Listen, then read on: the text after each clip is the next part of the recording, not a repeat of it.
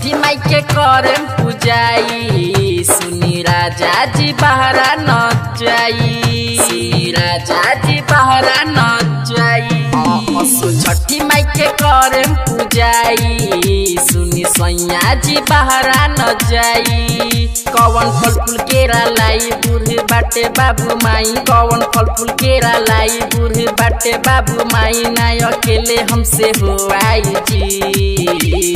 माथे पर दौरा कौन उठाई जी छठी माई के घाटे कौन ले जाई जी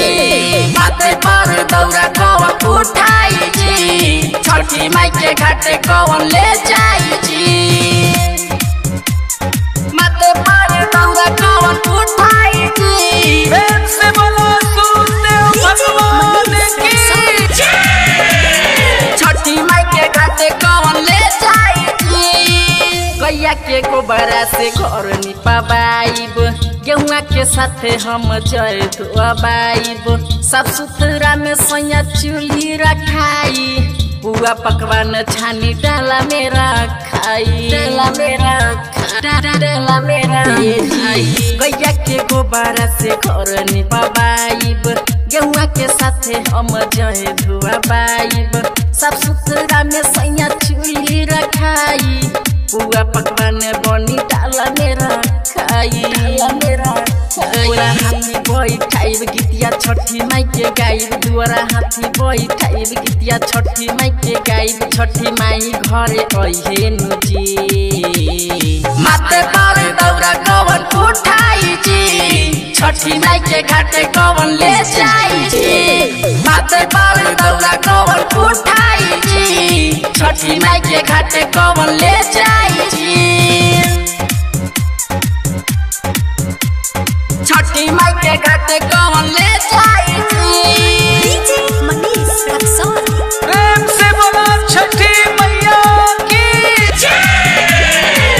छठी माई के महिमा महान बा पूजत सगर दुनिया जहान बा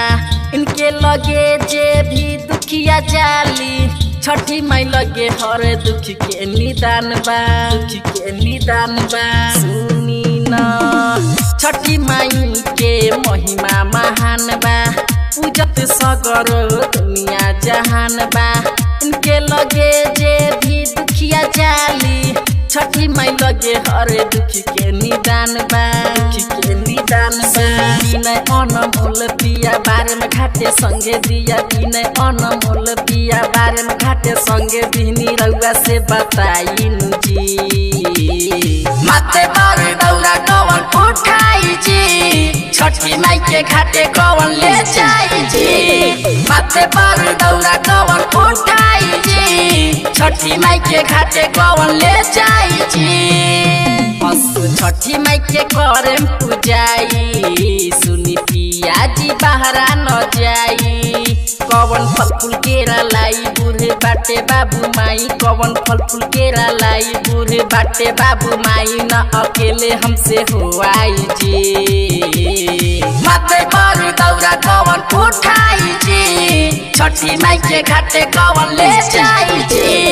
माथे पर दौरा कौन उठाई जी छठी माई के घाटे कौन ले जाई जी